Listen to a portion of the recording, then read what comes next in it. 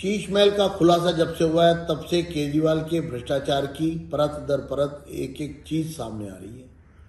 अभी तक इस पूरे मामले में जो इन्वेंट्री 2024 में उनके खाली करने के बाद जो आई थी, उसको ये माना जा रहा था कि ये करोड़ों रुपए का जो सारा सामान है, लाव लश्कर है, जो ये टॉयलेट है, ये जो महंगे टीवी हैं, और यहाँ तक कि गोल्ड प्लेटेड, गोल्ड से का कम्बोर्ड और गोल्ड का वॉश बेसन तक सामने आया है।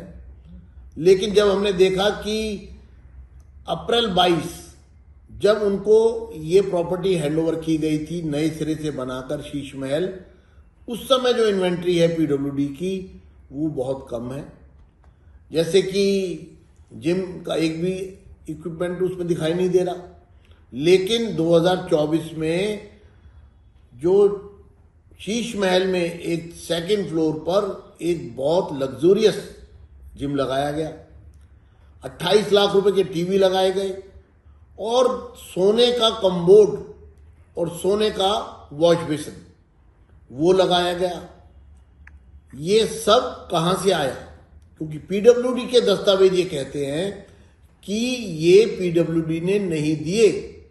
तो फिर 22 से 24 के बीच में जब केजरीवाल जी वहां रह रहे थे तो वहां कौन लोग उनके उस शीश महल को, राजमहल को सजाने संवारने के लिए करोड़ों रुपया खर्च कर रहे थे? उनको उसके बदले में क्या फायदा दिया गया? उन्होंने ये पैसा वहां क्यों खर्चा? वो लोग कौन थे जिन्होंने वो पैसा खर्चा? ये जो लग्जूरियस पूरा उसको एक राजमहल को एक शान शौकत से उसको भर दिया गया।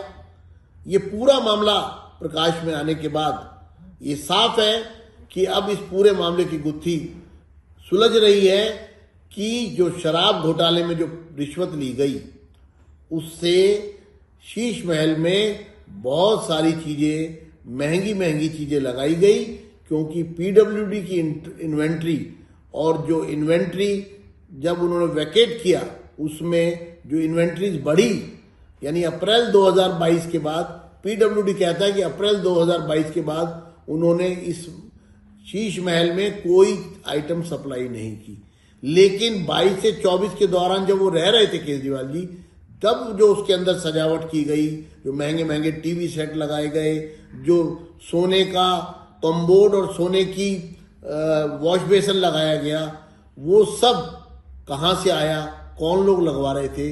बदले में उनको क्या फायदा दिया गया? इस पूरे मामले पर आज मैंने उपराज्यपाल दिल्ली श्री वी.के. सक्सेना जी को पत्र लिखकर मांग की है कि इन सब चीजों की इन्वेस्टिगेशन होनी चाहिए और वो एजेंसी सामने आनी चाहिए, वो लोग सामने आने चाहिए जो शीश महल पर करोड़ों रुपए का खर्चा कर रहे हैं।